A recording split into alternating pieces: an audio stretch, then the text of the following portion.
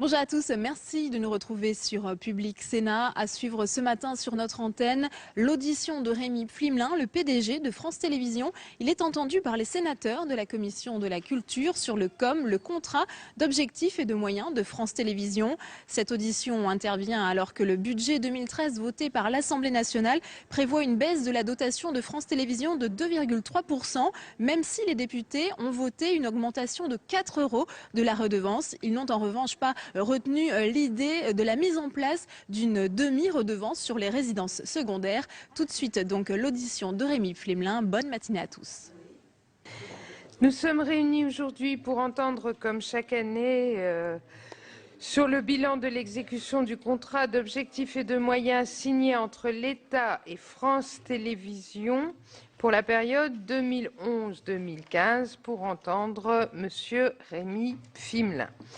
Cette année encore, nos collègues de la Commission des finances ne peuvent se joindre à nous compte tenu du calendrier budgétaire très particulier de cette session post-électorale. Nous avons déjà eu l'occasion, Monsieur le PDG, de vous entendre le 4 avril dernier dans le cadre des travaux de la Commission pour le contrôle de l'application des lois présidée par notre collègue David Assouline qui est ici présent, qui a donné lieu à un rapport d'information sur l'application de la loi 2009 relative à l'audiovisuel public. Mais l'actualité est riche en interrogations concernant non seulement l'exécution du COM, mais le financement de France Télévisions. Et je ne doute pas que nos collègues ont de nombreuses questions à vous poser aujourd'hui. Sachez que je suis destinataire de nombreux courriers. Les gens s'associent aux questionnements posés par la suppression de la publicité, par la compensation diminuée qui altère vos recettes, par le marché de la publicité. Mais ces nombreux courriers interrogent également sur le plan social, sur les départs dits volontaires, sur les conséquences des réductions budgétaires pour de futurs départs volontaires et sur le recours structurel à des non-titulaires et qu'en adviendra-t-il pour le futur. D'autre part, nous avons appris dans les médias, comme n'importe qui, la fusion des rédactions de France 2 et France 3 et le Parlement aurait aimé l'apprendre de votre bouche puisque nous vous avions entendu plutôt qu'à la radio. Voilà, Monsieur Pflimelin, nous vous écoutons. Merci Madame la Présidente. Madame la Présidente, Mesdames et Messieurs les sénateurs, les circonstances de cette audition sont cette année tout à fait particulières. Je suis en effet conduit à vous rendre compte de la première année de mise en œuvre d'un contrat d'objectifs et de moyens signé il y a moins d'un an, en novembre de l'an passé, et à évoquer avec vous la perspective de sa mise en cause telle qu'elle découle inévitablement du niveau des ressources qui semble devoir être celle de France Télévisions en 2013, au terme du projet de loi de finances en cours de discussion. Je vais revenir sur 2011 car il est primordial que chacun ait à l'esprit que le contrat d'objectifs et de moyens 2011-2015 a considérablement renforcé les missions de France Télévisions. Ces missions contractées avec l'État après avis du Parlement, nous les avons remplies en 2011 dans un contexte déjà de baisse de nos ressources. Nous les remplirons en 2012 dans un contexte encore de baisse de nos ressources. Nous les remplirons car elles sont au cœur de notre action et parce que cette entreprise est gérée et pilotée. Dans le même temps, j'ai la conviction profonde que l'heure de la réforme est venue, d'abord parce que France Télévisions est animée par un esprit de solidarité dans le contexte économique de notre pays, mais aussi parce que je veux saisir cette contrainte qui s'abat sur nous et sur bien d'autres dans ce pays pour en faire une opportunité, pour renforcer notre capacité à nous projeter dans l'avenir, pour accélérer une stratégie de modernisation qui porte ses fruits, notamment dans les domaines essentiels de l'information et du numérique. Mais je vous dois cette vérité. En 2013, l'ampleur et la brutalité de l'effort qui semble devoir être demandé à l'entreprise ne sera pas tenable sans dommage sur son équilibre économique, ni sans révision en profondeur des objectifs essentiels que nous assignait notre contrat d'objectifs et de moyens. Brièvement, quelques chiffres. Le PLF en l'état prévoit une régression de 87 millions d'euros, soit 3,4% des concours publics alloués à France Télévisions, versus moins 0,3% en moyenne pour les autres sociétés de l'audiovisuel public. Dans un contexte publicitaire critique, les ressources commerciales s'annoncent en baisse de 67 millions d'euros. Ce sont donc au total plus de 150 millions d'euros, soit 5,1% de nos ressources, de moins qu'au budget 2012. Beaucoup de choses ont été entendues ces dernières semaines sur France Télévisions et son financement. Je souhaite y revenir car nous avons le sentiment que les présentations injustes, qu'elles le soient de bonne foi ou non, brouillent l'appréhension sereine de ce débat.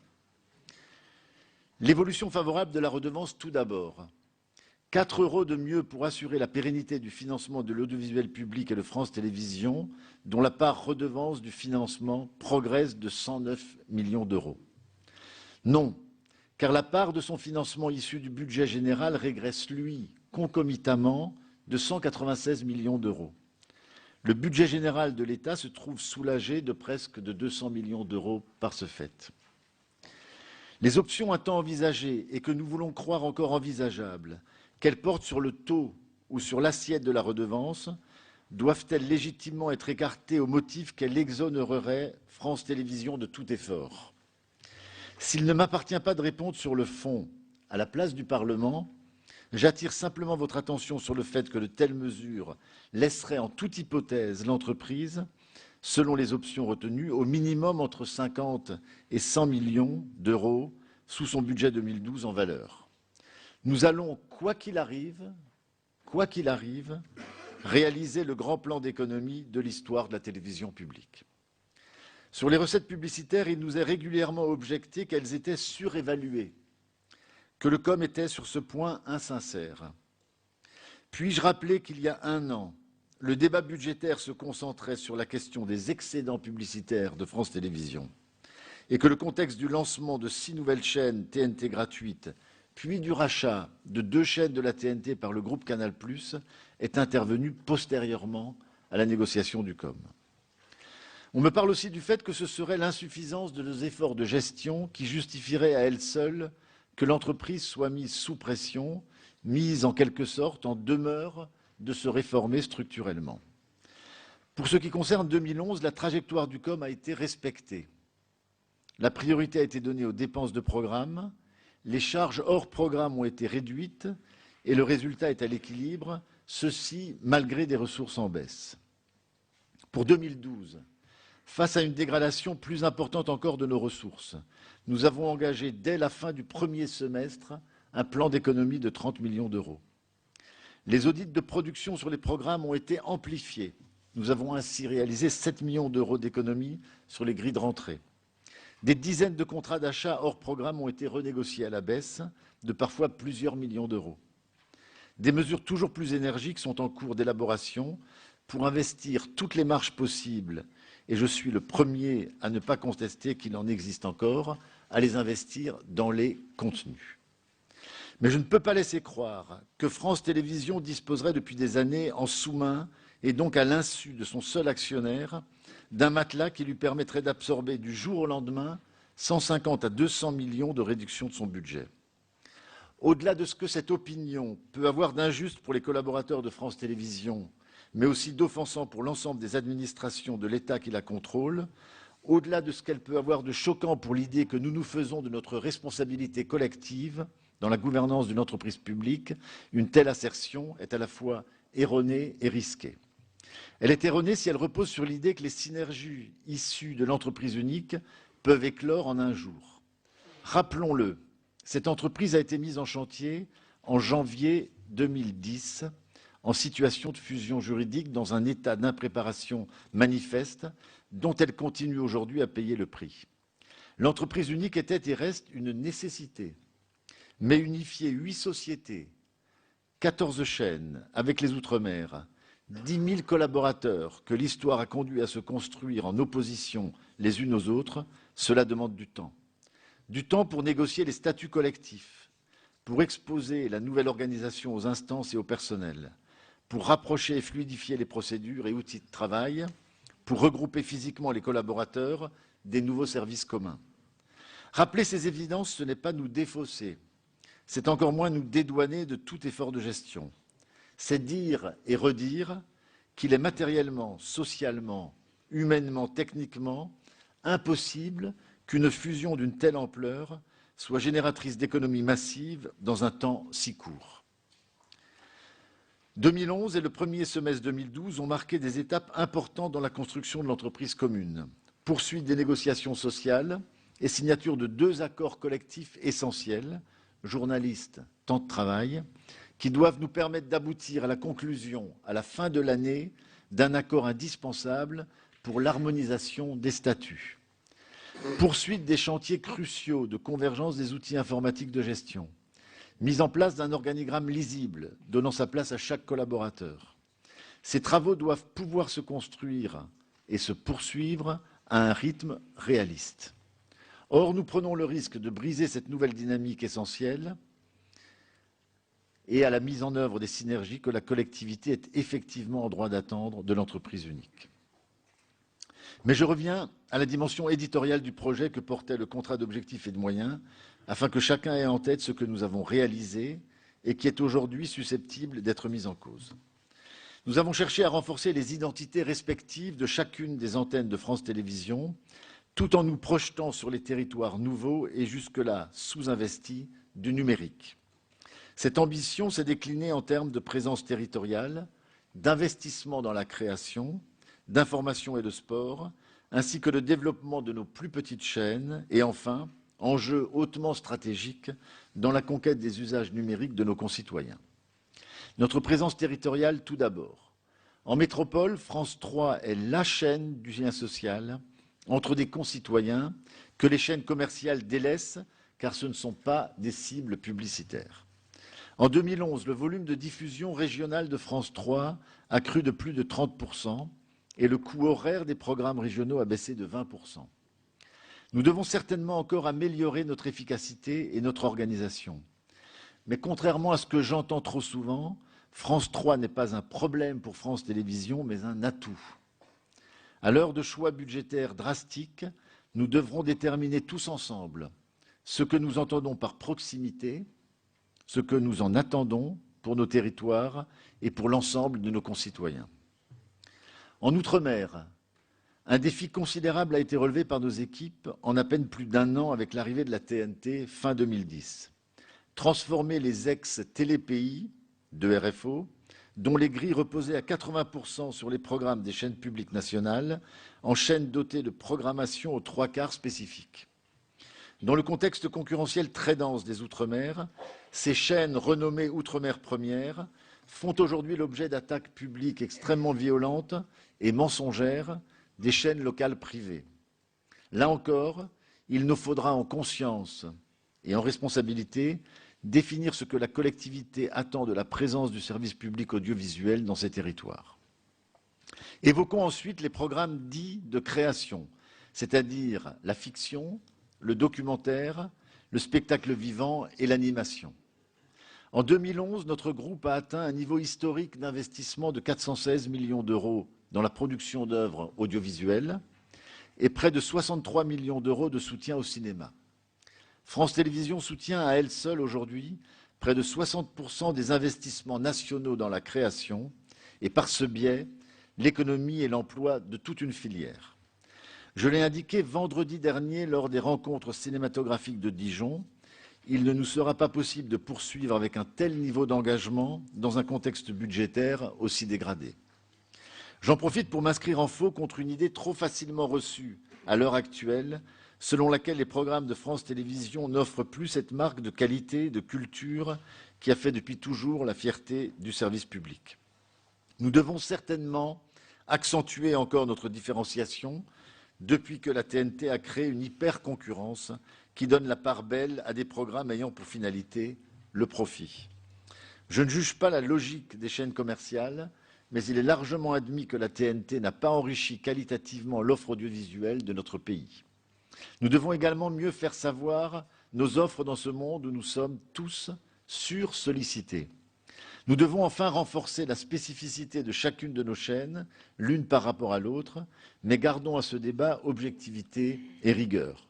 À chaque instant sur les antennes de la télévision publique, nos concitoyens trouvent des programmes qu'aucune chaîne commerciale ne proposera jamais et qui peuvent l'enrichir culturellement et émotionnellement à travers notre socle commun de valeurs.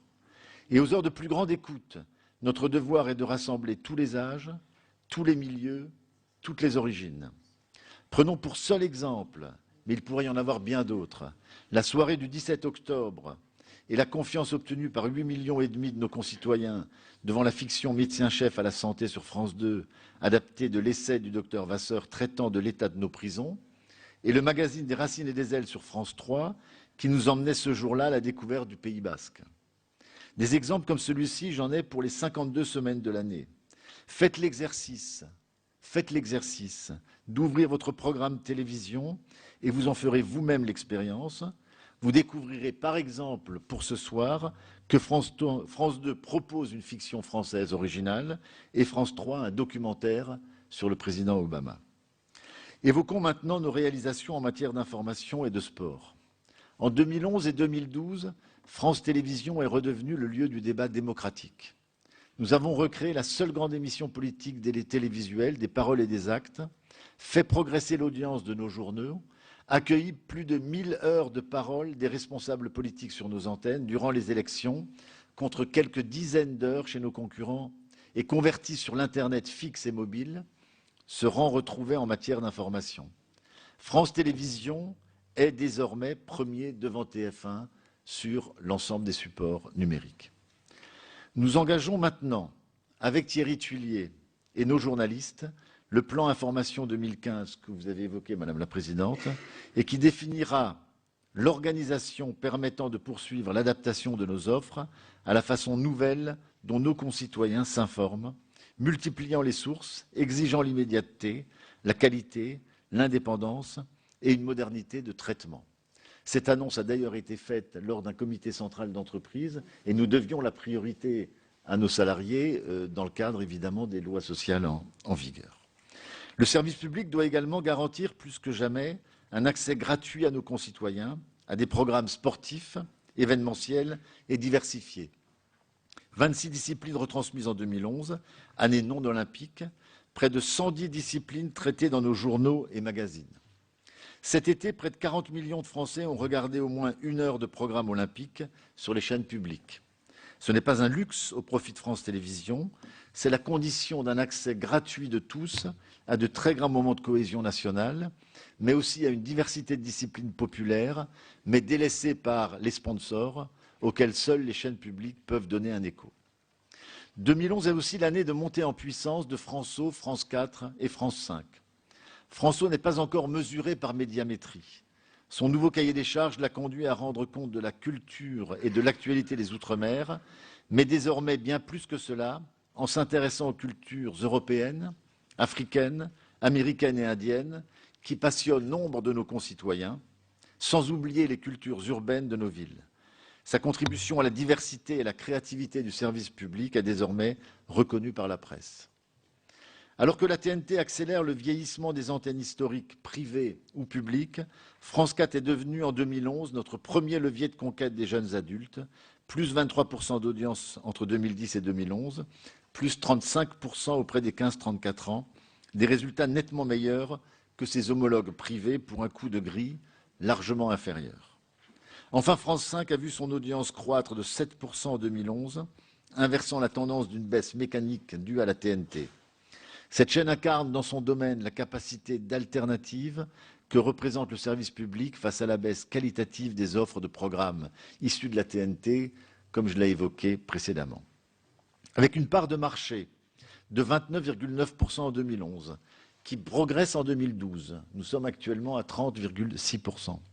Dans un contexte concurrentiel inédit, avec beaucoup moins de chaînes et 2 fois moins de moyens que la BBC, 3 fois moins que la télévision publique allemande. En stabilisant France 2 et France 3, notamment grâce à l'information et au sport, nous avons poursuivi une ambition fondamentale, une ambition et non une obsession, rester le premier groupe audiovisuel français comme signe de la confiance que les Français font à une télévision qu'ils financent directement. Nous y sommes parvenus sans dégrader la qualité de nos offres, comme le montrent nos mesures de satisfaction de nos téléspectateurs. J'évoquais notre succès en matière d'information sur Internet. Au-delà, c'est bien la stratégie numérique globale de France Télévisions, dont le retard était unanimement pointé il y a peu, qui a pris son essor. 3/4 de nos programmes sont désormais disponibles en rattrapage sur Plus.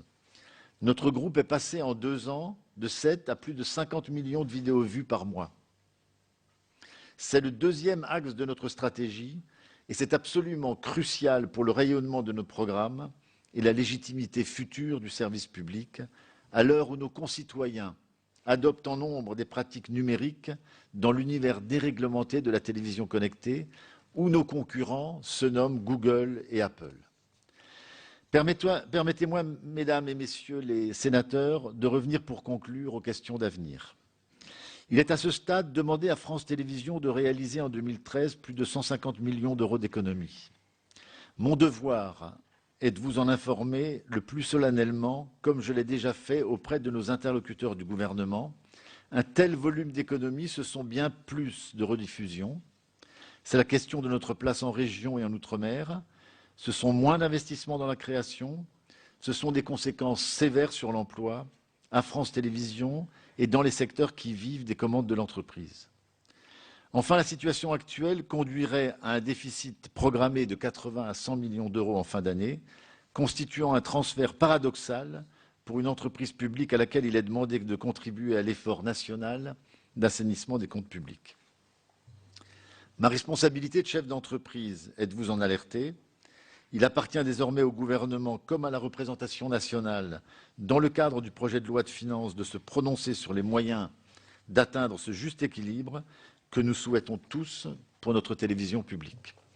Je vous remercie de votre attention, Madame la Présidente, Mesdames, Messieurs les sénateurs, et nous sommes prêts, avec mes collaborateurs ici présents, à répondre à toutes vos questions. Merci, Monsieur Rémy Pfimelin. Je donne tout de suite la parole au rapporteur, David Assouline. Merci, Madame la Présidente.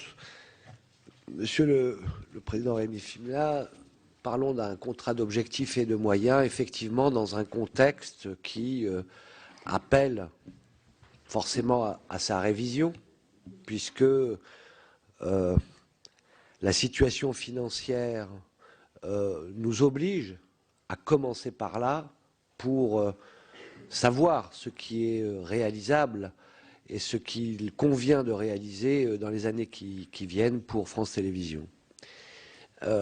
En préambule, vous ne le faites pas, mais je suis obligé de le faire.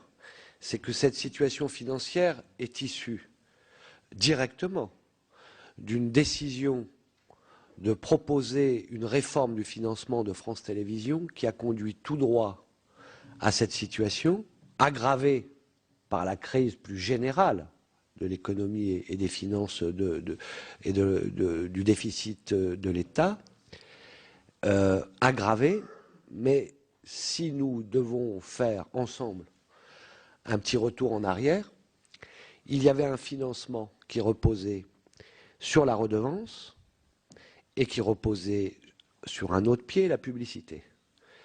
On n'était plus du tout dans une discussion qui avait lieu au début des années 2000 sur la difficulté de financement de France Télévisions.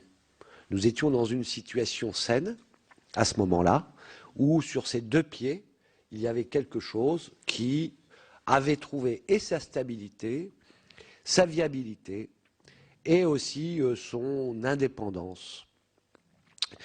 On est venu dire, on supprime la publicité, en pensant que ça ferait le bonheur des chaînes privées. Ça ne l'a pas fait complètement, puisque avec la TNT, Internet, cette publicité qui partait du service public s'est dispersée beaucoup plus qu'on ne l'a pensé, et en plus, le taux de taxation qui devait aller sur ces publicités qui fuyaient vers le privé après de multiples lobbying et pressions, a été tel qu'il n'a pas rapporté du tout ce que l'on souhaitait pour France Télévisions. Une autre taxe, et c'est là qu'on rentre dans une grande incertitude, au paysage que vous décrivez, déjà très difficile pour notre service public de l'audiovisuel. Une autre taxe qui rapporte aujourd'hui 350 millions et sur lequel on peut compter, risque d'être supprimée par décision finale de la Commission européenne et l'année prochaine nous retrouver en plus de ce que vous décrivez avec 350 millions de moins. Tout cela pourquoi? Parce qu'on a décidé un jour, quasi tout seul, le Premier ministre n'était même pas au courant, qu'on supprimait la publicité. Alors, je ne vais pas rentrer sur le fond des grands changements éditoriaux que cela a produit, la suppression de la publicité. Je ne crois pas que France Télévisions avant était sous l'emprise du commerce et ne faisait rien de différent que ce que faisait le privé, c'est pas vrai. Et je ne crois pas qu'aujourd'hui ça soit plus ou moins le cas. Donc sur le contenu de France Télévisions, il n'y a pas eu de changement, ni en mal, ni en bien. Et aujourd'hui, personne ne perçoit complètement ce qui a fait la grande différence, notamment, on en a déjà parlé ensemble, ici même, ce démarrage de la publicité, des programmes à 20h30, ce qui différenciait France 2 de tout le reste, parce qu'on commençait tôt, on pouvait voir 2 programmes, etc., n'a pas été pratiqué dans les faits au fur et à mesure. Vous l'avez justifié en disant que vous ne pouviez pas tenir le téléspectateur si vous vous faisiez chipper le début de programme par notamment TF1 qui pouvait faire des modules de 10 minutes et les garder ensuite. Donc on a compris votre point de vue, mais en tous les cas, ça venait contredire une des raisons essentielles pour lesquelles on nous disait il faut commencer à 20h30, supprimer la publicité et le tunnel, et avoir cette plage et cette différence visible, incarnée pour le téléspectateur de l'audiovisuel public. Donc, je reviens juste sur la situation financière. Maintenant, il est évident que dans toutes les administrations, dans toutes les entreprises publiques, dans tous les ménages, d'une certaine façon, qui ont les moyens, il faut faire tous un effort. Ce que vous contestez ou vous nous alertez, c'est que l'effort demandé brutalement risque de déstabiliser les plans que vous voulez faire de rationalisation étalés dans le temps. Je vous donne un satisfecit, c'est que c'est évident que l'entreprise unique et la fusion, ça doit permettre des économies, mais dans un premier temps, ça n'est pas des économies, c'est forcément une part d'investissement. D'accord. L'État, aujourd'hui, non seulement il y a, pour la redevance, 2 € de rattrapage par rapport à l'augmentation de la vie. Je le dis parce qu'aujourd'hui c'est naturel, mais à un moment donné, ici, c'était une bagarre pour faire admettre, parce que depuis 2002, ou le début des années 2000, même ce rattrapage n'avait plus lieu.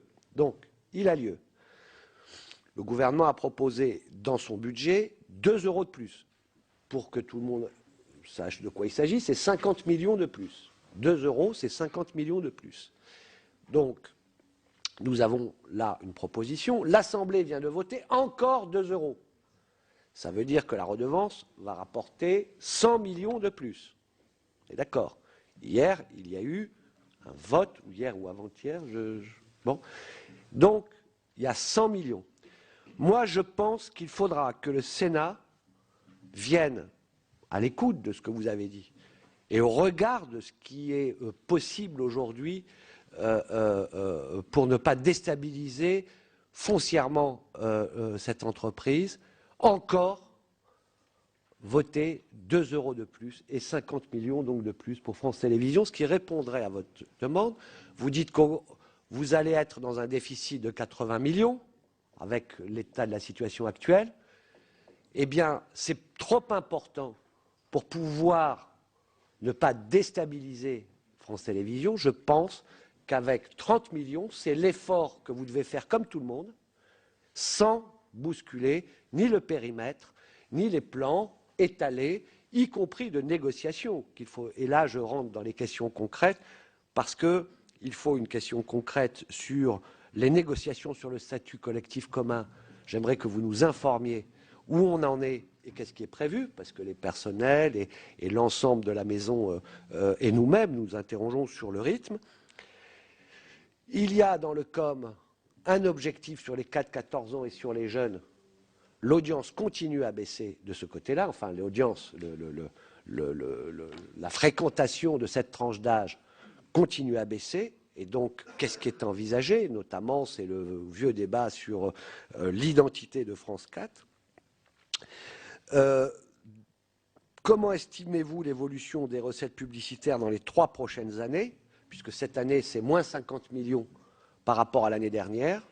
Est-ce que ça va se stabiliser? Est-ce que vous considérez que ça va s'accroître? Vous avez certainement fait ce type d'études prospectives, et votre estimation est-elle encore conforme à celle du contrat d'objectifs et de moyens? Je vous ai dit beaucoup de choses, mais en tous les cas, je voulais d'abord situer d'où vient le problème. Il y a une loi qui a déstabilisé, aggravée par la crise financière. L'État aujourd'hui a fait, non seulement demande l'effort, mais a fait en sorte que France Télévisions puisse corriger ses erreurs, pas de France Télévisions, mais commises avec cette loi. Le Sénat, je lui proposerai d'aller encore plus loin, parce que nous sommes attachés fondamentalement à ce que nous avions dit au cours du débat il y a 2 ans, à ce que France Télévisions reste un service public de l'audiovisuel fort, qui imprime le paysage audiovisuel français et qui reste dans son périmètre, parce qu'il n'y a pas trop de chaînes. Il faut travailler sur l'identité. Mais la BBC, c'est plus de 20 chaînes. Donc qu'on arrête de dire peut-être il faut rogner là ou là. Non, il faut préserver le périmètre, il faut préserver sa place originale et nécessaire pour le lien social et la citoyenneté. Et nous sommes déterminés, en tous les cas, à continuer ce qui a toujours été fait de façon consensuelle au Sénat et dans notre commission, défendre pied à pied France Télévisions.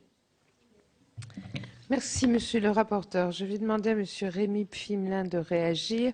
Ensuite, nous avons déjà de nombreuses questions. Monsieur Reynaud, madame Morin de Sailly, madame Gontier-Morin, monsieur Plancade, madame Blondin, monsieur Le Squarnec, monsieur Chiron, monsieur Cattelin, monsieur Leleu, monsieur Legendre.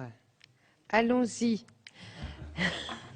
Je vais répondre aux 3 questions de monsieur le rapporteur en le remerciant pour ses paroles de soutien et l'analyse qu'il fait de la situation. Et je le redis, comme je l'ai dit dans mon propos introductif, oui, France Télévisions doit participer à l'effort national, et oui, nous devons poursuivre la réforme avec vigueur. Alors, dans cette réforme avec vigueur, il y avait notamment un point central, vous l'avez souligné, qui est la négociation sur le statut collectif.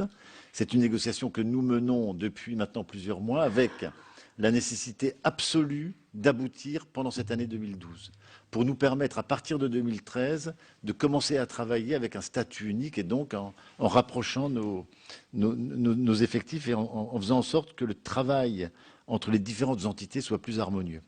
Alors j'ai demandé à Patrice Papet, qui est le patron des ressources humaines et qui est directeur général délégué aux questions d'organisation, de prendre la parole sur ce point-là. Oui, alors, en 2 mots, je vais essayer, parce que c'est une longue histoire. Hein, la négociation des accords collectifs, elle a été engagée il y a plus de 2 ans, avec une interruption fin 2010 pour des raisons d'élection. C'est une négociation qui avait initialement pour terme, pour échéance prévue juin 2010, et qui, du fait d'une décision de la Cour d'appel de Paris, a été reportée pour les journalistes jusqu'à la milieu de l'année 2011 et pour les personnels techniques et administratifs jusqu'à octobre 2012. Donc on a passé depuis quelques jours cette 2e échéance. on a tout au long de la négociation accepté de proroger les accords pour prolonger la discussion. Et c'est ce que nous avons fait encore récemment, puisque le 8 octobre au soir, donc à la date prévue du terme des négociations, nous avons, avec 3 des organisations syndicales représentatives, 3 sur 4, conclu un accord de prorogation jusqu'au 15 novembre pour finaliser les discussions sur, j'allais dire, un point essentiel concernant le statut des personnels, qui est les classifications et les rémunérations. Cette négociation se poursuit en ce moment même et nous allons tout faire, évidemment, pour obtenir un accord à la date du 15 novembre. Plusieurs organisations syndicales, je ne vous le cache pas, nous ont demandé d'aller encore au-delà de cette date. Mais aller au-delà de cette date, cela signifie retarder encore la mise en place d'un statut unifié pour l'ensemble des personnels de France Télévisions et donc de trouver les gains d'efficacité liés à un régime de travail commun, une organisation du temps de travail commun et, je dirais, des positionnements en termes de classification commun qui, aujourd'hui, ne nous facilitent évidemment pas le travail des équipes. Donc, nous avons fixé cette, avec, encore une fois, par voie d'un accord avec 3 des 4 organisations syndicales, nous avons fixé cette échéance du 15 novembre. Pour ce qui concerne les personnels techniques et administratifs, alors, il restera un certain nombre de points liés à certaines mesures concernant le temps de travail et liés à l'exécution du contrat de travail, mais qui sont des points, de notre point de vue, moins essentiels, pour lesquels nous avons fixé comme terme la fin de cette année. Donc voilà où on en est. Je rappelle que nous avons signé, pour ce qui concerne les journalistes, un accord au mois de septembre de l'année dernière, qui traite l'essentiel de cette question concernant les journalistes, puisque cet accord traite des principes professionnels, des classifications et des rémunérations des journalistes, et même des modalités de suivi de la question des rémunérations pour ce qui concerne les journalistes. Donc, pour les journalistes, l'essentiel est fait. Pour les personnels techniques et administratifs, eh bien, nous allons tout faire pour avoir un accord d'ici le 15 novembre. Mais là, évidemment, ça ne dépend pas que de nous. C'est un dialogue qui est très dense. Hein. Je peux vous dire que c'est plusieurs journées de négociations par semaine. Je ne préjuge pas du résultat. On va tout faire, en tout cas, pour aboutir. Concernant l'audience sur les 4-14 ans, 2 choses. D'abord, je le rappelle, nous sommes, et de très loin, le premier financeur de l'animation en France, hein, qui est une industrie d'ailleurs qui se porte bien en France, puisqu'on a des entreprises et des studios qui sont tout à fait performants. Aujourd'hui, nous avons une répartition sur l'ensemble de nos antennes de dessins animés qui ont des audiences d'ailleurs diverses suivant les périodes et suivant les chaînes. Le projet d'une offre spécifique pour enfants est un projet qui reste évidemment au cœur de nos préoccupations, avec simplement, je le redis ici, une première étape qui est de savoir ce que nous faisons de notre participation dans Gulli, où nous avons 34%, et où aujourd'hui un pacte d'actionnaires nous contraint, si nous voulons faire autre chose, à sortir. Et la discussion avec l'autre actionnaire, le groupe Lagardère, n'est pas aisée pour le moment. La deuxième chose, c'est la réflexion que nous avons à mener dans le très court terme sur l'offre numérique pour les enfants.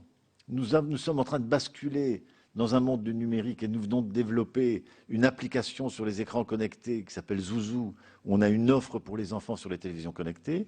Est-ce que notre offre ne doit pas être une offre qui se construit dans l'univers du numérique, et notamment des télévisions connectées, plutôt que d'être sur une offre TNT? C'est une question, en tout cas, qu'il faut que nous posions à partir du moment où on voit qu'un comportement des enfants est en train de basculer de façon absolument considérable. Mais oui, nous souhaitons poursuivre cette réflexion et ce travail en direction des enfants parce que nous souhaitons garder notre rôle de financeur de l'animation française. Alors, concernant la publicité pour les 3 prochaines années, nous avons eu hier un conseil d'administration de la régie publicitaire. Ce conseil d'administration nous a dit que, d'abord, l'atterrissage autour de moins 55 millions d'euros que j'avais indiqué il y a quelques semaines pour 2012 se concrétisait, sous réserve que les annulations qu'on enregistre actuellement chez nous, comme dans les autres médias et comme dans les autres chaînes de télévision, ne s'accélèrent pas sur les dernières semaines de l'année. Pour 2013, aujourd'hui, toutes les prévisions sont des prévisions qui tablent sur une dégradation par rapport à 2012. Ce qui veut dire que par rapport au contrat d'objectifs et de moyens, là où nous serons probablement à moins 55 cette année, nous serons très certainement plutôt à moins 70 l'année prochaine. Les instituts de conjoncture, d'ailleurs, ont dégradé les prévisions 3 fois au cours des 7 dernières semaines. Il y a donc une anticipation des dépenses publicitaires qui est mauvaise pour France Télévisions, mais au-delà de France Télévisions, pour tous les médias français. Ce qui est une vraie préoccupation pour votre commission, j'en suis persuadé, parce que ça va toucher tous les médias, et de la presse écrite à la radio et à la télévision. Alors, c'est un élément évidemment clé de notre situation, parce que au manque de ressources publiques s'ajoute la question du financement par la publicité, et donc tout cela se cumule. Je vais peut-être demander à Martin Jdari de faire un point peut-être rapide pour rappeler les éléments de la budgétaire liés à cela. Sur quelques chiffres par rapport à ceux qui ont été évoqués, effectivement, dans le projet de loi de finances prévoit 2 euros d'indexation et 2 euros de compléments qui ont été présentés d'ailleurs à l'Assemblée comme étant 2 euros au bénéfice de France Télévisions. En fait, le projet de loi de finances, dans son économie, avec de la redevance indexée et un complément de 2 et une diminution très forte de la subvention, se traduit par le fait que France Télévisions a moins 3,4% de ressources publiques par rapport à 2012 au budget, alors que les autres sociétés de l'audiovisuel public sont à moins 0,5, moins 0,3, à peu près en stabilité. Tout ceci pour dire que les 2 euros de complément servent éventuellement à diminuer la subvention budgétaire ou à atténuer l'effet sur nos consoeurs, mais en aucun cas on ne peut dire qu'ils bénéficient à France Télévisions. Le second point que je voulais éventuellement préciser, donc on a bien une diminution de 86 millions d'euros, c'est moins 3,4%. Ce sont les chiffres, en tout cas, du projet de loi de finances. Alors, ce sont des équilibres entre sociétés. Il se trouve que France Télévisions est celle des sociétés qui, en faisant la somme de la subvention budgétaire et de la contribution à l'audiovisuel public, est celle dont la situation est objectivement la plus dégradée, alors même qu'elle est exposée par ailleurs à une conjoncture publicitaire qui s'est très fortement retournée depuis 6 mois ou 8 mois. Je me permets cette précision car on est tous conscients qu'on doit faire des efforts. Lorsqu'on parle de 2013, ce double effet de diminution des ressources publiques et d'exposition à la conjoncture publicitaire nous conduit à peu près 200 millions d'euros en dessous des ressources que le COM prévoyait. Le président de France Télévisions a évoqué une perte de 80 à 100 millions d'euros, ce qui veut dire que d'ores et déjà, nous nous mettons dans une situation où nous allons faire 100 millions d'euros d'économies par rapport au COM. Ce que nous disons, c'est que les efforts pour faire ces 100 millions d'euros d'économies, qui sont une perspective d'ajustement extrêmement forte à un terme aussi court, sont beaucoup plus difficiles à réaliser si la situation financière de l'entreprise est fragilisée par un niveau de perte excessif, pour effectivement rejoindre ce que vous disiez, monsieur le rapporteur. Voilà, mais je dirais, la perte de 80 ou 100 millions d'euros que nous prévoyons pour 2013, c'est une prévision, elle inclut déjà un effort d'ajustement extrêmement fort par rapport à ce que le COM et les missions qu'il contenait nous conduisaient à prévoir il y a à peine moins d'1 an. Et on a évidemment des salariés permanents, nous avons des contrats de programme qui sont signés, des œuvres acquises souvent 1, 2, 3 ans avant leur diffusion, donc nous sommes aussi tenus par ces engagements juridiques, et la capacité à s'ajuster en un délai aussi court est très contrainte. Voilà, je voulais... Merci pour ces réponses. Nous allons passer aux questions cribles. Je vais demander à mes collègues d'être concis, ils sont nombreux. Et je vous rappelle que nous avons des travaux de la commission qui doivent se faire aussi ce matin. Donc, Monsieur Reynaud. Oui, monsieur le Président. Les salariés du groupe France Télévisions m'ont saisi suite aux annonces que vous leur avez faites sur le projet Info 2015, qui prévoit le rapprochement des rédactions de France 2, France 3, France Info TV. Cela risque d'avoir des conséquences sur le maillage territorial des rédactions et sur l'avenir des emplois qui y sont attachés. Je sais que, cela a déjà été dit, que la situation économique de votre groupe est délicate suite à la suppression des recettes de la publicité et le sort incertain des taxes appelées à compenser ce manque.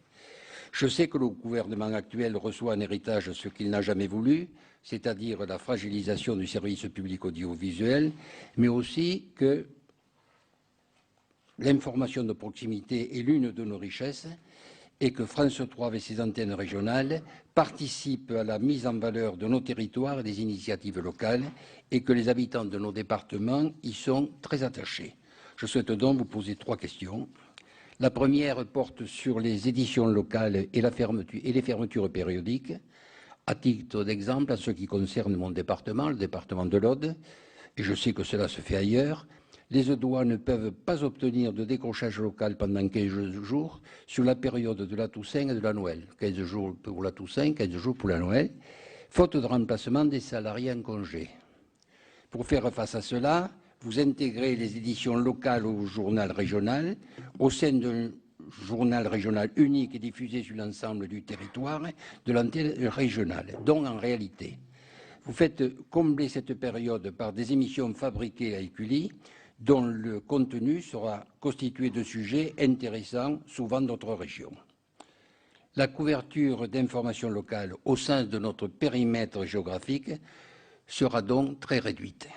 Je souhaite vous demander si ces fermetures saisonnières et les contenus fabriqués ailleurs sont le signe de la disparition programmée de ces antennes locales ou si vous vous engagez à ne pas remettre en cause l'information locale et par là l'identité de votre groupe. Sur l'organisation de France Télévisions, ma question est simple. Avez-vous fait un audit sur les fonctionnements de la structure avant de remettre en question les moyens humains qui fabriquent les émissions tous les jours sur le terrain? Enfin, sur la grille. Il y a quelque temps, j'ai reçu la plaquette de communication de votre groupe portant sur la grille prévisionnelle du dernier trimestre, je crois 2012, pour le sud-ouest. Je suis inquiet de voir que la seule contribution des antennes régionales porte sur l'émission météo, qu'il y a de nombreux créneaux régionaux au sens très large du terme, sur lequel France 3 diffuse peu de nouvelles productions, où il y a beaucoup de rediffusions et où la part des émissions sont faites par le privé ou par la filière production.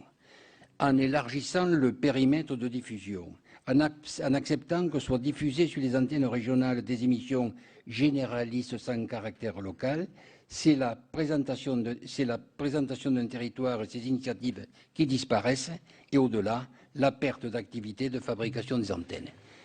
Aussi, je souhaite savoir si France 3 est vouée à devenir une chaîne généraliste avec quelques programmes en région et un peu d'informations locales ou régionales, ou si vous envisagez de renforcer son identité comme étant la chaîne des régions et le relais de la vie locale et des départements en région. Je vous remercie. Ce fut un long exposé avec de nombreuses questions. Je vous remercie. Il va falloir qu'on soit un peu plus resserré dans nos propos. Madame Morin-Desailly. À travers la présentation qui nous a été faite de l'exécution du COM, dont je voulais féliciter donc France Télévisions, on voit bien que les missions sont remplies et surtout qu'ont été prises en compte les remarques que nous avions formulées dans un rapport au nom de notre commission en 2010, un rapport effectué avec la commission des finances. Je pense à des chantiers tels que notamment le Global Média que l'on voit vraiment bien mis sur les rails. Je voulais juste concentrer mon propos sur les questions financières et m'inscrire dans le droit fil justement ce que ce rapport de 2010 avait dit, et avant tout préserver France Télévisions des atermoiements et des revirements qui avaient affecté l'entreprise dans les années précédentes. C'est pas moi qui l'ai dit, c'était la Cour des comptes à l'époque. Donc je pense qu'il faut plus que jamais poursuivre le cap et mettre en œuvre les grands chantiers. compliqué, d'autant que la révolution numérique et les mutations technologiques se sont encore accélérées depuis le moment où nous avons voté la loi. Donc on est dans un contexte extrêmement concurrentiel. Mon regret, c'est que nous n'ayons pas conforté les ressources publiques telles que nous l'avions dit en 2010, parce que si nous les avions confortées à l'époque, ça aurait fait boule de neige et on serait dans une situation aujourd'hui qui serait moins problématique. Quand je dis conforter les ressources publiques, c'est bien sûr la redevance ou la contribution à l'audiovisuel public à travers plusieurs mesures. Chacun sait que nous les avions proposées en loi de finances 2011 et 2012 et malheureusement, elles n'ont pas été votées, mais d'un côté comme de l'autre. Je crois que c'est une responsabilité collective. Alors, je crois qu'il va falloir, dans le cadre de cette loi de finances, prendre nos responsabilités par rapport à le confort à apporter à ces ressources publiques. Je pense notamment à l'extension aussi de la redevance à tous les terminaux informatiques par mesure de neutralité technologique. Là, on n'en a pas reparlé, mais ça me semble important de revenir là-dessus. Et puis, faire en sorte que cette fameuse augmentation, France Télévisions puisse quand même en obtenir tout ou partiellement bénéfice, parce que c'est aussi une source de motivation, je pense, pour l'entreprise dans sa réalisation parallèlement d'économies. Alors, des économies, on l'a dit, il est nécessaire que chacun en fasse, vu l'état de la crise et du déficit des finances publiques, mais je crois que l'entreprise en est consciente. Ma question est donc la suivante. Cet effort de 150 millions m'apparaît pour le moins brutal, compte tenu des chantiers à accomplir. Qu'est-ce que l'on peut imaginer comme plan d'étalement de ces économies, de manière à ce que, concomitamment, si on imagine que vous êtes conforté en matière de ressources publiques, en matière d'attribution de l'affectation de la redevance, qu'est-ce qu'on peut imaginer comme plan de résorption d'économies? Voilà. Ma question est très simple. Madame Brigitte Gontier-Morin. Oui, merci Madame la Présidente. Monsieur le Président, on ne peut évidemment que partager votre inquiétude à l'annonce de l'ampleur du plan d'économie requis dans le financement public de France Télévisions. Parce qu'évidemment, réduction des moyens financiers veut systématiquement dire réduction du périmètre des missions. Donc moi, j'ajoute une pointe de colère, mais j'ai cru comprendre que vos propos étaient aussi un petit peu empreints de colère. Et on sait ce que ça veut dire quand on parle de réduction des moyens et des périmètres en termes de services publics de l'audiovisuel. Parce qu'au fond, c'est une question fondamentale de démocratie qui nous est posée. Et on sait que ça veut dire moins d'informations, moins d'accès à la culture et moins de citoyenneté. Donc c'est une question grave. Et je veux dire après d'autres que, de mon point de vue, la situation dramatique dans laquelle se trouve l'entreprise ne relève pas du hasard. Bien sûr, il y a une conjoncture qui est défavorable, je ne la nie pas. Mais les difficultés que nous rencontrons sont aussi largement dues à la loi de 2009 que nous avons ou n'avons pas décidé d'approuver. Donc moi, ma question est assez simple parce que je n'ai pas entendu dans vos propos. J'ai entendu ce qu'avait dit David Assouline sur la proposition d'augmenter de 2 € supplémentaires la redevance. Mais fondamentalement, est-ce que vous avez réfléchi à des pistes nouvelles de financement pour asseoir une pérennité du service public de l'audiovisuel? Moi, j'ai des propositions, on avait des propositions à vous faire. Est-ce que, par exemple, on s'est donné la peine d'examiner la capacité pour France Télécom de détenir des droits d'auteur? Qu'est-ce que j'ai dit? Oui, ça, c'est des formations professionnelles. Mais bon, vous savez, tous les services publics, je ne vous fais pas de dessin.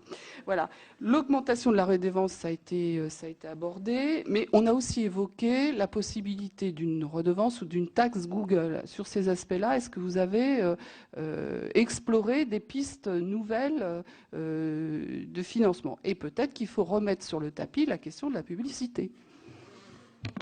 Monsieur Plancade. Merci Madame la Présidente, merci Monsieur le Président. On a écouté avec beaucoup d'attention votre exposé et bien sûr depuis quelque temps on partage toutes vos craintes. Je n'ai pas spécialement de questions à vous poser, mais j'ai une remarque générale que je fais chaque fois qu'on a l'occasion ici. On ne peut pas, dans une démocratie, on ne peut pas vouloir assurer l'indépendance d'un service public de télévision, de l'audiovisuel, et en même temps le soumettre à un vote du Parlement. Ça, c'est une contradiction absolue. Il faut trouver un autre système pour le rendre indépendant.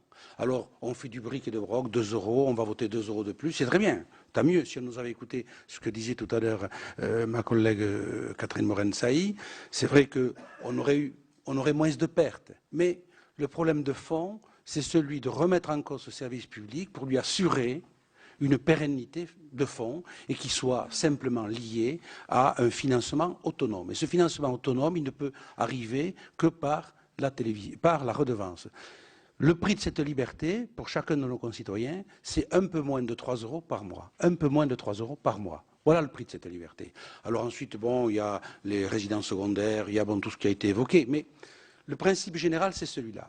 La deuxième remarque que je voulais faire, c'est que je suis étonné que dans le service public encore, on ne puisse pas constituer une bibliothèque d'œuvres dont il est finalement le propriétaire, parce que dans la plupart des cas, c'est lui qui les a financés, qui les diffuse, qui en assure le succès, et ils appartiennent à d'autres. Donc il faut que ces droits d'auteur et cette propriété restent au service public pour qu'elle puisse tirer de là des revenus supplémentaires. Voilà ce que je tenais à redire ici devant vous, Monsieur le Président, et à mes collègues aussi. Merci. Madame Blondin. Merci Madame la Présidente. Je ne reviens pas sur ce que mon collègue de l'Aude a dit concernant évidemment les problèmes que rencontre France 3 en région et en local. Beaucoup de craintes. Nous avons été, je crois, les uns les autres sollicités par les professionnels. Par contre, je voudrais, moi, vous interroger sur les risques que cela pourrait entraîner sur les conventions entre France 3 et des services de diffusion télévisés sur le web. Il y a des conventions qui existent dans ma région Bretagne entre France 3 et des services de télévision sur le web en langue régionale et qui apportent des programmes axés sur les enfants, sur la jeunesse, et une première convention vient d'être signée pour 2013 avec France 3 et cette structure qui s'appelle Brezo Web. Et sur la musique classique, il y a tout un programme sur la musique classique concernant l'année prochaine. Qu'est-ce qu'il va en advenir? En sachant que cette offre numérique, elle est bien sûr diffusée sur les réseaux sociaux et elle est de plus en plus regardée et fréquentée. Vous avez évoqué également tout à l'heure France 5 brièvement et un peu parlé de spécialisation de chaînes. France 5 a développé en lien avec l'éducation nationale des plateformes culture lycée, ciné lycée, etc. et aussi des outils à destination des enseignants et des parents d'élèves. Je pense que nous aurions, et vous auriez évidemment tout à votre honneur, l'intérêt de développer les relations avec l'éducation nationale et de faire en sorte que cette chaîne soit peut-être spécialisée dans des programmes jeunesse, pourquoi pas, éducation, jeunesse et plus largement autour de ces ressources qui existent et qui pourraient être un moyen de diffusion spécifique pour la jeunesse. Voilà, merci. Merci, Monsieur Chiron. Oui, Madame la Présidente, Monsieur le Président, beaucoup de choses ont été dites et je m'inscrirai dans ce qui a été dit par mes collègues, particulièrement par mon collègue David Assouline. Je crois qu'il a bien mis le fait de ce qui s'est passé ces dernières années et quel en est le résultat. Et il ne s'agit pas du tout pour nous d'avoir, comme on l'a dit, une responsabilité collective. La responsabilité, elle a été en amont et aujourd'hui, il faut trouver une solution. Je voudrais, tout en reprenant l'idée de mes collègues sur les droits d'auteur, moi je voudrais connaître quel est le coût du tunnel publicitaire entre 20h30, mettons, et 20h40 ou 20h35. J'ai bien entendu que vous aviez dit, enfin, il avait été dit il y a un certain nombre de temps que la publicité autour de 20 heures, c'est celle qui, entre guillemets, rapportait le plus, hein, en coût, en résultat. Alors je sais qu'il y a aujourd'hui une conjoncture, hein, qui est négative, mais il faut s'inscrire dans le temps, il ne faut pas s'inscrire uniquement dans la conjoncture actuelle. Bon. Et moi, je me pose la question, j'ai envie de dire, comme il a été dit sur un petit livret qu'on a sûrement tous reçu sans tabou, hein, qu'est-ce que rapporterait à France Télévisions une réouverture de la publicité, puisque même ma collègue l'a dit tout à l'heure, bon, entre 20h30 et 20h40. Merci, Monsieur Le Squarnec. Madame la Présidente, Monsieur le Président, donc l'essentiel a sans doute été dit. Donc je partage les soucis que tu as exprimés, les inquiétudes. Je pense que le tableau est noir. J'ai des craintes pour l'avenir de France Télévisions et je souhaite que la qualité soit maintenue. On ne peut pas se contenter de rediffusions qui remplaceraient des créations. Ça engendrerait d'ailleurs de baisse d'audience et baisse de recettes publicitaires également. Donc nous continuerions à avoir les problèmes demain, ce qu'on a aujourd'hui. On ne réglerait pas les problèmes financiers. Donc je souhaite qu'on arrive à trouver des ressources pérennes. Alors, c'est soit des nouvelles taxes, soit en augmentant nettement la redevance, mais en tout cas, on ne peut pas imaginer qu'une entreprise comme France Télévisions soit obligée de bricoler chaque année pour colmater des manques de ressources qui ne seraient pas rentrées parce qu'il y a la publicité qui est en baisse un peu, on perd 50 millions ou 20 millions et à nouveau ça remet tout votre travail en cause. Je souhaite que les uns et les autres nous apportions les propositions et qu'au final vous soyez dans la sérénité pour nous apporter un programme de qualité comme vous l'avez fait par le passé et jusqu'à aujourd'hui. Je serais très triste que demain et après-demain nous ayons une France Télévisions dégradée et avec un public très déçu et ce sera un recul culturel. Je ne le souhaite pas. Merci. Merci, Monsieur Gattolin. Merci Madame la Présidente. Monsieur le Président, nous avons suivi avec attention votre premier état de l'établissement du COM. J'ai lu le document dans son entièreté et je dois dire que si les conditions qui ont été maintes fois rappelées par la Présidente de la Commission d'études par le Parlement et notamment par le Sénat de ce COM avaient pu se faire, je pense qu'il y a un certain nombre de choses en amont qu'on aurait pu discuter. Je le dis parce qu'il y a beaucoup d'éléments, je vois qu'on insiste beaucoup sur la maîtrise des coûts, on insiste sur la maîtrise des coûts internes de production, des coûts externes hors programme. Dans ce COM, à l'exception de la page 57, on parle très peu de la maîtrise des coûts concernant les achats auprès des producteurs indépendants et des producteurs extérieurs. Il y a quand même, et néanmoins, un certain nombre d'objectifs qui ont été fixés, celle d'établir dans tous les devis, les postes de rémunération du producteur sont clairement identifiés. Je cite page 57. Un suivi, une base de données devait être faite. Moi, je m'étonne pour connaître assez bien le milieu de la télévision et y avoir travaillé. Aujourd'hui, un grand nombre de producteurs qui officient pour France Télévisions sont des sociétés privées qui elles-mêmes appartiennent à des holdings internationales qui effectuent des marges déjà en amont groupe et des marges sociétés nationales très importantes. On parle de marges parfois de l'ordre de 40% du prix des émissions. Je pense que là, il y a un questionnement et une matière. Effectivement, il faut trouver des nouvelles ressources pour la télévision, mais je pense qu'il y a des mesures d'économie, parce qu'on travaille avec des sociétés, outre, comme l'a rappelé mon collègue Plancade, on ne possède aucun droit de propriété, donc on aide les produits dérivés, la revente des concepts ou des émissions ou des fictions fait partie pleinement des ressources aujourd'hui d'une chaîne. Il n'y a pas que la redevance et la publicité pour financer. Autre objet que je trouve très faible dans les objectifs qui avaient été fixés par le COM, c'est la définition des objectifs de public et d'audience. Alors, heureusement, le COM ne fixe pas un objectif d'audience pour l'ensemble de France Télévisions, ce qui est proprement impossible. Il y a quelques petites allusions au fait que quand même France Télévisions doit couvrir tous les publics Et force est de constater que l'audience globale de France Télévisions, quand même, a souffert ces dernières années. Elle a souffert principalement sur deux cibles grand public, ce qu'on appelle d'ailleurs, par ailleurs, dans les milieux publicitaires, l'audience marchande, c'est-à-dire les populations féminines et masculines de 25 à 59 ans, et la traditionnelle ménagère de moins de 50 ans.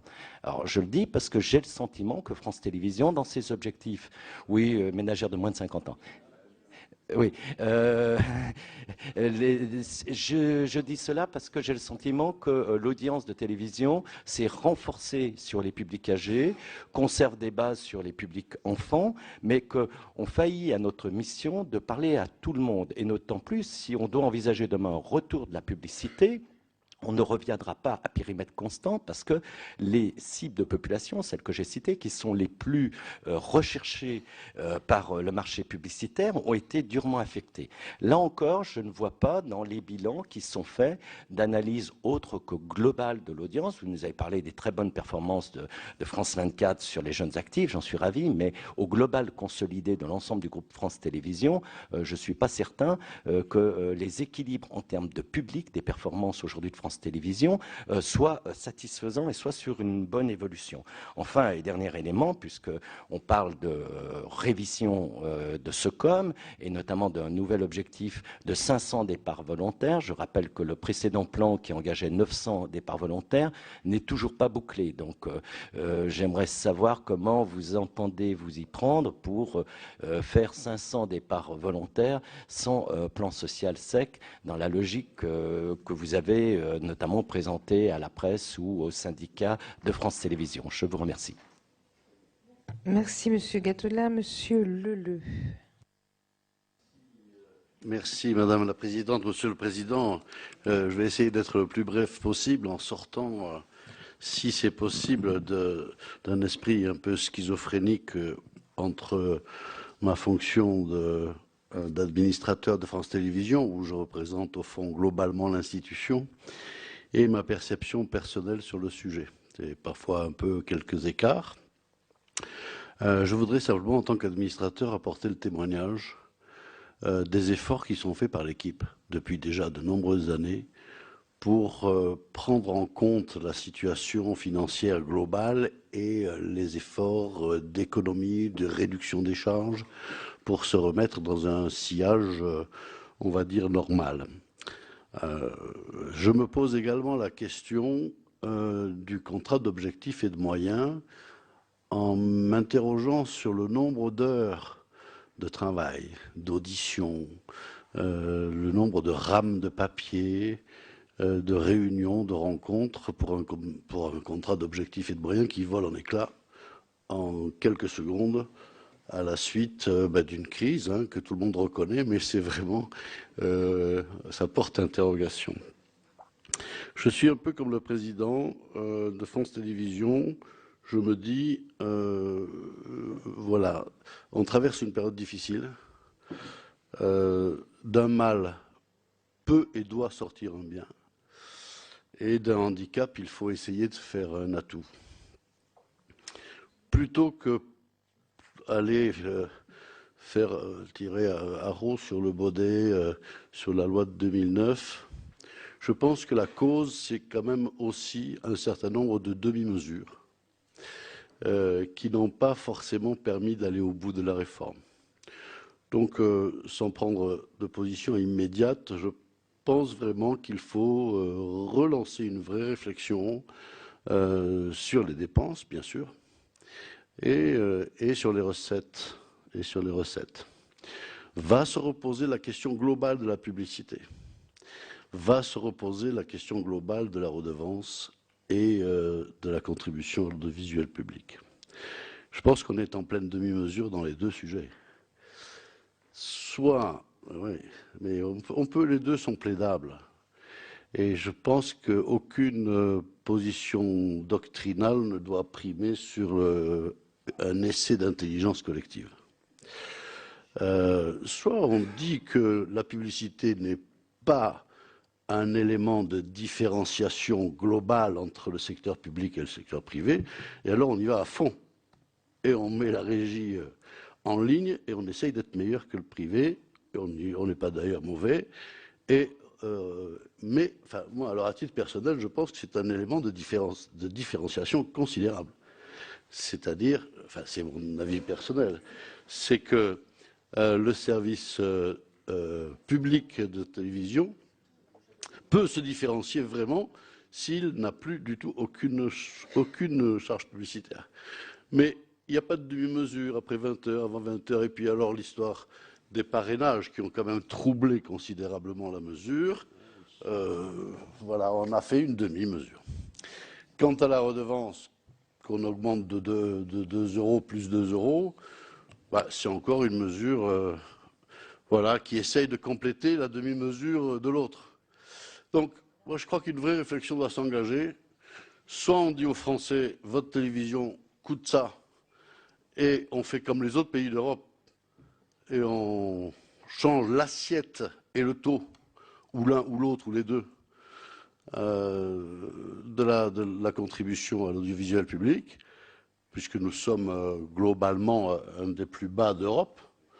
Je sais que les circonstances de la crise rendent la chose très difficile en termes de perception par les ménagères et les ménagers. Par les ménages? Mais je dis les ménagères et les ménagers. Sois politiquement correct. Je suis politiquement correct. Monsieur Leleu, trayez pas vos collègues. Non. Voilà, donc moi je ne me positionne pas parce que je pense qu'il y a un vrai débat de fond. Et le Sénat s'est toujours honoré d'essayer d'être en phase globale et de ne pas mener des combats doctrinaux sur ces sujets. Mais les deux pivots, c'est bien ça. La pub et la redevance. Alors, il faut vraiment qu'on mette tout sur la table. Moi, je serais partisan, mais alors c'est personnel, je pense que la redevance est faible. Voilà. Que je regrette, peut-être à titre personnel, une fois encore, qu'on n'ait pas soutenu l'extension, l'élargissement de l'assiette aux résidences secondaires. Et puis, on ne s'épargnera pas, et j'en finis là, on ne s'épargnera pas le débat sur la fiscalisation des écrans. Je veux dire que dans 1 an ou 2 ans, peut-être 3, il n'y aura plus de téléviseurs. Il n'y aura plus que des ordinateurs connectés. Voilà. Et donc, on va se retrouver finalement avec presque une réduction de la redevance s'il n'y a que les téléviseurs en direct qui sont fiscalisés.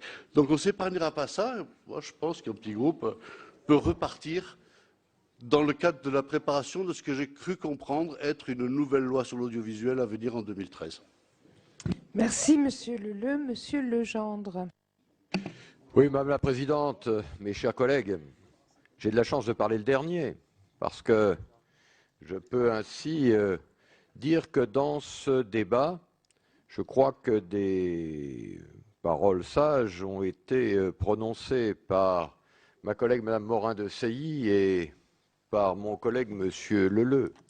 Nous avons eu, entre autres, dans le passé un débat qui portait sur la suppression de la publicité. Il ne faut pas nous dire que c'est arrivé comme ça. La critique sur l'audimat, elle existait depuis longtemps, et une réponse au problème de l'excès de référence à l'audimat, c'était bien de se poser la question de la publicité. Bon, ce qui était difficile à prévoir, c'était l'effet exact de cette suppression. Je rappelle qu'à l'époque, on nous a quand même dit que c'était pour faire plaisir aux chaînes privées, et on se rend compte maintenant que l'effet en a été tout à fait différent. Nous sommes un certain nombre aussi à penser que d'un point de vue culturel, ce n'était pas négatif du tout que de pouvoir faire disparaître la publicité et de distinguer le service privé, les chaînes privées des chaînes publiques, en faisant en sorte que les chaînes publiques ne soient plus sous l'emprise directe de l'audimat. Même si on s'en est bien rendu compte dans nos travaux, M. Assouline et moi après, on se rend compte que l'audimat, il est dans les têtes, qu'il continue à peser, et que même quand il y a moins ou plus de redevances, de publicité, eh bien, il imprègne encore les comportements. Donc tout ça, ça s'inscrit dans le temps. Ce que je ne comprends pas très bien, c'est qu'on nous dise, on vous l'avait bien dit, les finances de France Télévisions allaient être mises en péril et en difficulté, et que l'effort dont vous nous rendez compte et qui vous est imposé, ou qui risque de vous être imposé, Monsieur le Président, apparaisse trop brutal par rapport à la situation. Parce que ce que l'on sait aussi, c'est qu'organiser la réorganisation de l'ensemble du dispositif France Télévisions, ça prend du temps et que les bénéfices d'une certaine mutualisation se feront progressivement, alors que l'effet qui vous frappe, il est immédiat et à un moment où vous n'êtes sans doute pas en état de dégager les économies qui permettraient de gager l'effort qui vous est demandé. Alors moi, je crois aussi, comme Madame Morin-Desailly, que ce qu'il serait intéressant de voir, c'est quel effort peut vous être raisonnablement demandé maintenant, sachant qu'il ne peut être que progressif, et accompagner les économies que France Télévisions doit incontestablement obtenir, tirer de cette réorganisation. Voilà, après ça, nous aurons effectivement le problème du financement de l'audiovisuel public. Il y a une culture de cette commission qui n'est pas la culture de l'ensemble du Sénat, on l'a bien vu, mais nous l'avons portée, et on a eu le courage de faire en sorte, en particulier lors d'une CMP qui fut épique, que le problème de l'augmentation de la redevance soit pris en compte, y compris au moment de la discussion de la loi. Je pense que nous sommes nombreux ici à nous interroger sur ce que doit être l'effort demandé aux téléspectateurs consommateurs pour avoir un service public de qualité. Et ça, nous l'avons porté, majorité et opposition, du passé comme de maintenant. Alors, essayons de nous concentrer sur ces problèmes-là pour trouver des réponses justes. Et puis après tout, puisqu'on dit qu'une nouvelle loi est en préparation sur l'audiovisuel, eh bien on verra ce que la nouvelle majorité va pouvoir nous proposer. En tout cas, nous n'entendons pas reculer sur l'exigence de qualité, le qualimat plutôt que l'audimat, ça on ne cessera pas de le répéter. Et puis, je crois qu'il faut plus que jamais que nous soyons réalistes et à la fois pressants dans les efforts qu'on vous demande, mais en même temps en sachant qu'on ne peut pas vous demander des efforts qui compromettraient notre objectif de qualité du service public. Merci, Monsieur Legendre. J'en reviens au sujet qui nous rassemblait, qui était quand même l'exécution du COM. Dans l'exécution du COM, il y a deux indicateurs, le 3.1.3 qui évoquait une enquête d'évaluation de la santé au travail et le 3.1.4, un baromètre de cohésion sociale. Donc je voudrais savoir où en sont ces deux indicateurs. Et d'autre part, Monsieur Fimelin, vous avez évoqué la nécessité de faire connaître mieux France Télévisions par rapport à toute la concurrence. Une simple remarque féminine, n'allez pas trop loin dans l'humour, dans la publicité. Nous avons bien noté les panneaux qui disaient que vous montriez des chiennes à la télévision. Je sais le génie créateur des publicistes, mais ne descendez pas trop bas. Avant que vous répondiez, Monsieur Fimelin, Monsieur Assouline souhaitait apporter une précision sur ses propos. Oui, il y a pu avoir une confusion sur un élément précis, donc que je rappelle. Il y a ce qui sort du vote de l'Assemblée nationale en recettes, plus 4 euros, plus 2, plus 2. Ce qui fait que vous seriez dans quelque chose à moins 86 millions dans la dotation publique. Je répète donc que je proposerai ici que nous augmentions encore de 2 euros pour que l'effort qui vous soit demandé soit de 30 millions, ce qui diminue nettement ce que vous avez dit et qui va dans le sens de tout ce qui a été défendu ici, qu'il y a un effort, mais pas un effort trop brutal et immédiat qui déstabilise l'ensemble de l'audiovisuel. Voilà, vous avez la parole, Monsieur Rémy. Merci Madame la Présidente. Je voudrais peut-être commencer par vos questions précises et puis après, très ponctuelles. Peut-être d'abord Patrice Papet sur santé au travail et baromètre cohésion sociale. Oui, alors le baromètre de cohésion sociale, il a été réalisé pour une première fois il y a environ 1 an et demi.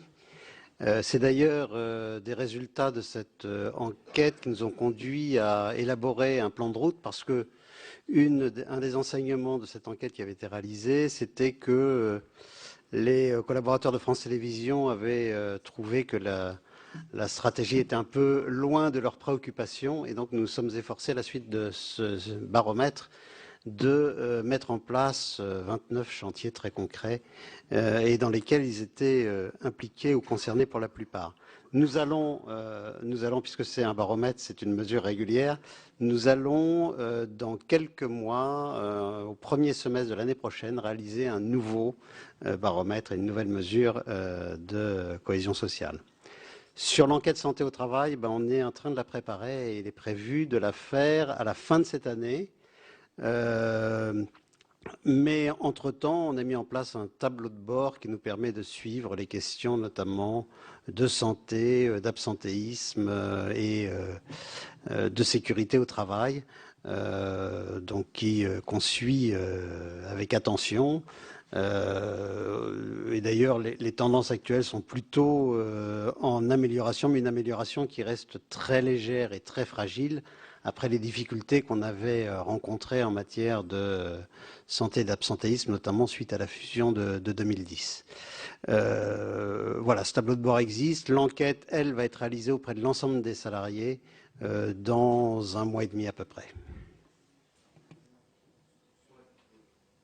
Sur la question de la publicité, oui, nous faisons des campagnes de publicité, mais en l'occurrence, c'était pour nous différencier des chaînes privées en disant précisément que quand on s'adresse à nos publics, on ne parle pas de la même chose que les... Voilà. Je vais essayer de répondre à l'ensemble de vos questions en les ramassant.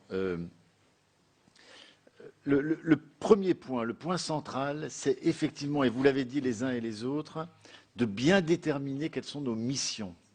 Hein, et ces missions sont des missions que nous aurons à rediscuter dans le cadre de l'avenant au contrat d'objectifs et de moyens avec l'État. Mais pour moi, il y a 4 missions principales. La première, c'est la mission d'information. Il faut que nous continuions à investir sur l'information, à développer les émissions d'information, parce que très clairement, c'est une mission qui permet d'une part d'avoir une référence dans le débat démocratique, et puis c'est aussi une mission qui va nous différencier de plus en plus des chaînes privées qui, elles, vont naturellement de plus en plus désinvestir sur l'information.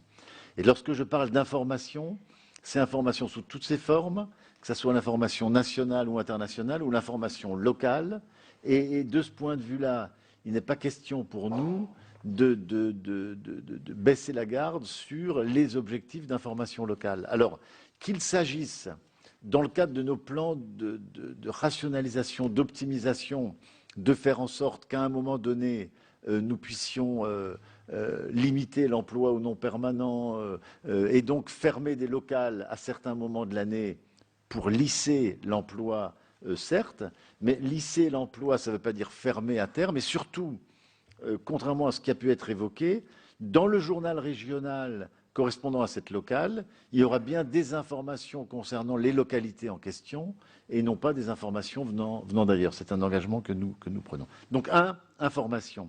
2, création. Et création parce que, d'abord, c'est un élément clé de la vie d'un pays que d'avoir une création autonome et que cette création soit diffusée, mais c'est aussi ce qui va nous différencier de ce que font les autres télévisions. Donc, 2e élément, création. 3e élément très fort, c'est la présence territoriale, donc le fait non seulement d'avoir de l'information, mais d'être présent sur les territoires métropolitains et outre-mer, et cette présence est évidemment un élément clé de différenciation. Et puis 4e objectif central, le numérique, parce que le numérique, c'est aujourd'hui ce qui nous permet de mieux faire connaître ce que nous faisons. Et le développement des usages est tel sur l'ensemble des écrans que le fait d'avoir aujourd'hui une présence sur tous les écrans, c'est ni plus ni moins que d'atteindre un de nos objectifs qui est de faire partager au plus grand nombre des informations de référence et de la création. Alors, une fois qu'on a dit ça, mais cette question-là, est une question éminemment politique qui, évidemment, vous appartient à la représentation nationale, comme vous venez de le faire. C'est vous qui devez, au niveau du Parlement, porter ce besoin qu'a le pays, la nation, de ces éléments-là.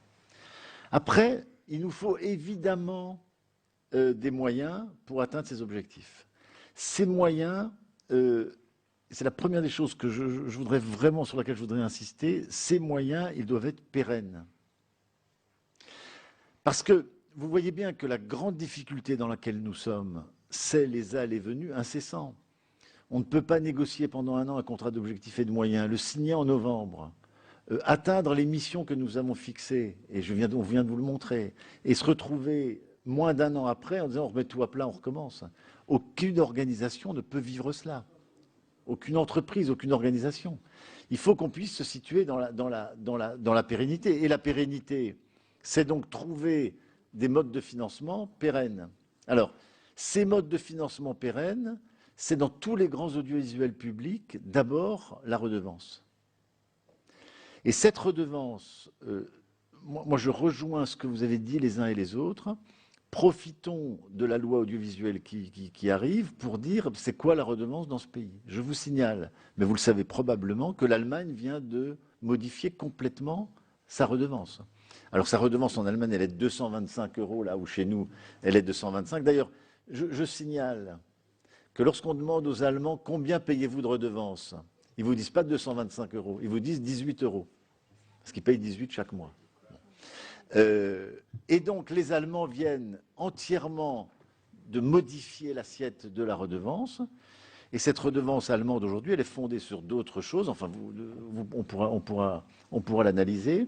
Mais en tout cas, ce qui me semble important, c'est de relégitimer, de refonder.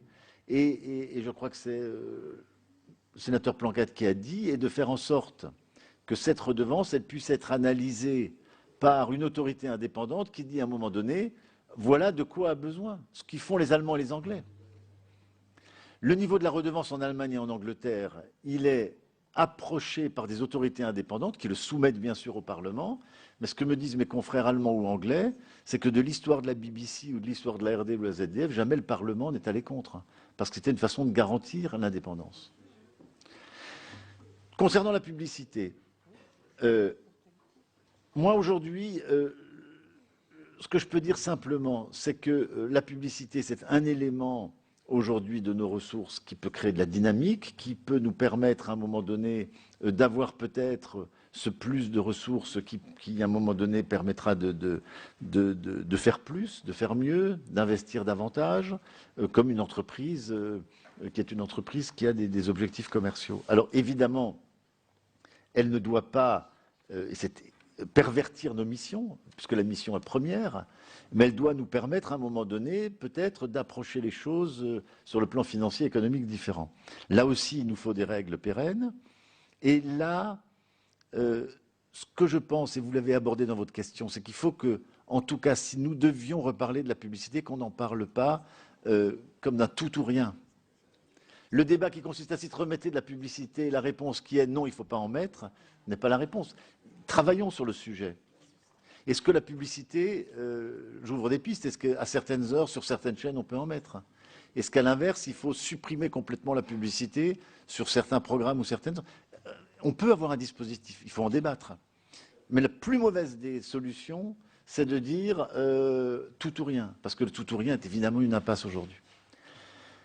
Troisième point que vous avez abordé les uns et les autres, c'est notre capacité à générer des recettes diverses. Alors, ces recettes diverses, c'est ce que nous faisons déjà aujourd'hui en développant la VAD, c'est-à-dire des accords que nous passons pour vendre sur le numérique des films, des fictions. Et on a aujourd'hui sur iTunes des premiers résultats qui sont positifs et nous avons démarré avec Free, une plateforme qui commence à être positive aussi. Nous devons poursuivre. Mais la question clé que vous avez abordée, et profitons de la loi à venir, c'est dans l'univers numérique, quid des droits? Dans l'univers numérique, comment est-ce que le financement qu'a apporté France Télévisions, qu'apportent les télévisions à ces œuvres, comment est-ce qu'on aborde les choses différemment? Comment est-ce qu'on fait, je le dis aux créateurs français, Dans l'univers numérique où nos concurrents sont Google, Apple ou d'autres, allons-y groupés. Les producteurs français, chacun de son côté, est mal placé pour avoir des discussions au niveau où il faut avec ces acteurs extrêmement importants qui, de toute façon, sont sur le territoire. Donc réfléchissons aussi à cette question des droits. Faisons en sorte qu'on puisse peut-être avoir une partie de patrimoine dans nos comptes. Faisons en sorte qu'on puisse dynamiser les œuvres, la vente des œuvres au profit de tout le monde, des auteurs, des réalisateurs, des producteurs et de France Télévisions. Mais en tout cas, cette question doit aussi être posée dans l'univers dans lequel nous arrivons. Étant entendu que, bien sûr, il ne s'agit pas aujourd'hui, là non plus, de faire tout ou rien. C'est-à-dire qu'on ne va pas faire comme les Allemands ou les Anglais où tous les droits appartiennent à la BBC ou à la RD, mais trouvons quelque chose qui nous permette aussi de moderniser et d'avancer les choses. Alors, sur les efforts à faire, donc je vous le redis, évidemment, nous sommes prêts à faire des efforts et nous devons les faire et nous les ferons. Aujourd'hui, nous avons en 2012 des efforts qui sont, je vous l'ai dit tout à l'heure, d'un plan de l'ordre de 40 millions d'euros d'économie que nous allons faire. Nous pouvons prolonger ce plan et aller au-delà en 2013. Mais encore une fois, par rapport aux 200 millions qui manquent en 2013 sur le rapport au COM, si nous nous rapprochons d'un plan d'économie de 100 millions, il reste encore 100 millions. C'est ça le sujet central. Oui. Pardon? Oui. Mais je réagis très positivement, monsieur le rapporteur, évidemment. Je réagis très positivement. Mais Vous allez vous plaindre encore après? non, je réagis très... Non, je ne suis pas dans la plainte. Les choses sont trop sérieuses pour être dans la plainte. Mais non, bien sûr que je réagis très positivement, monsieur le rapporteur.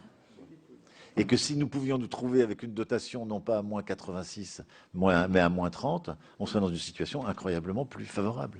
Évidemment. Évidemment.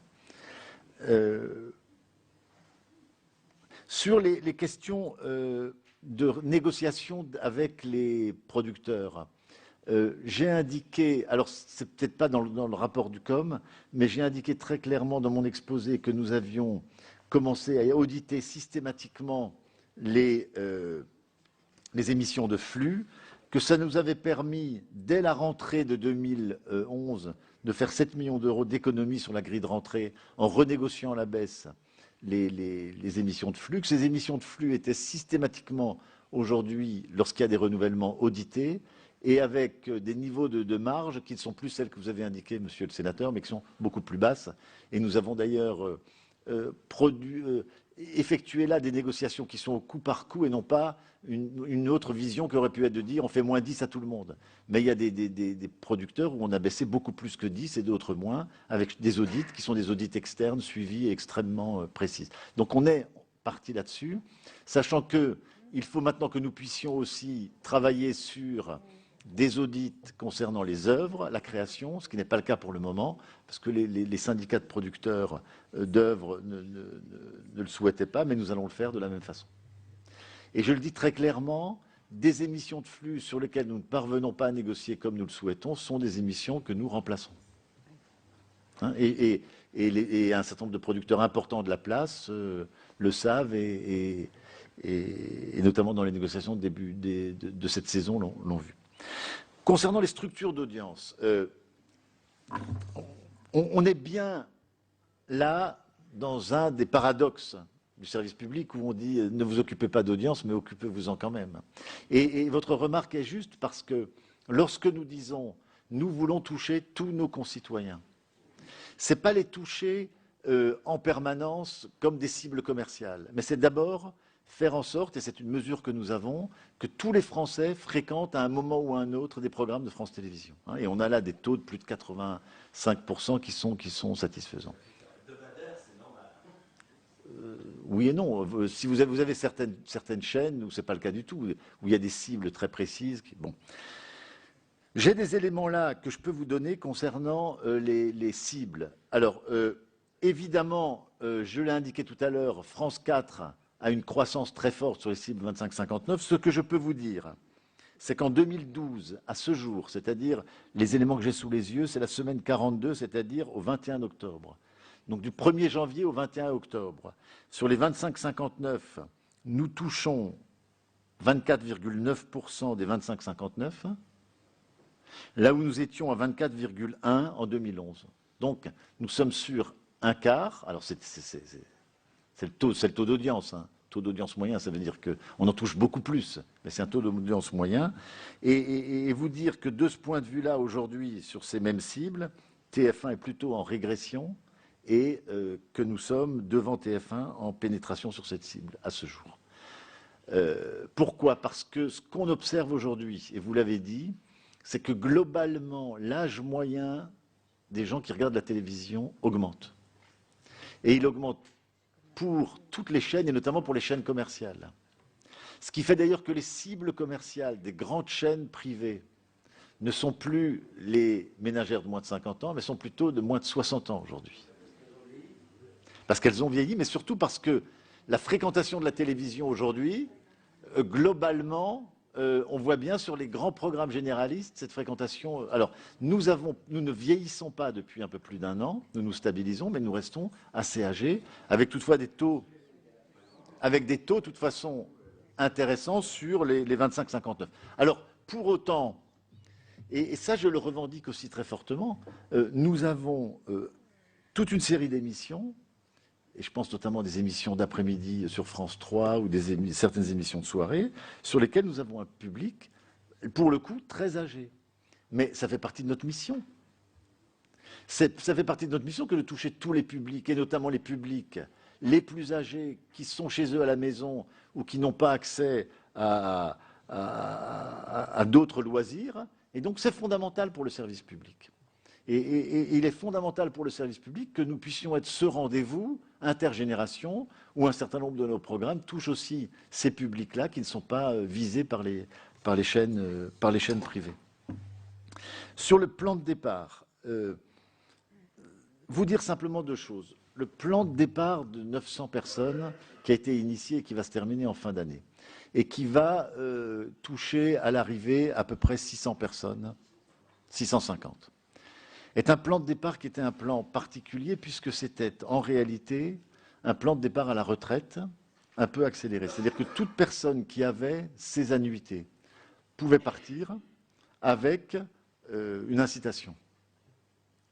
Ce qui veut dire que ce n'était pas un plan qui permettait de réorganiser, puisqu'un plan qui permet de réorganiser est un plan qui dit voilà les secteurs sur lesquels je veux réorganiser.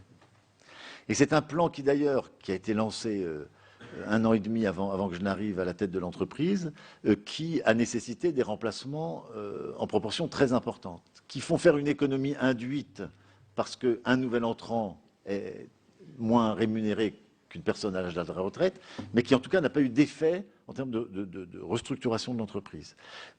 Ce sur quoi nous devons aujourd'hui avancer, mais c'est un des éléments clés des débats à venir, c'est la manière dont nous allons aborder la baisse des effectifs liée en particulier à l'entreprise nouvelle. Mais M. Legendre l'a bien dit, ça ne se fait pas du jour au lendemain.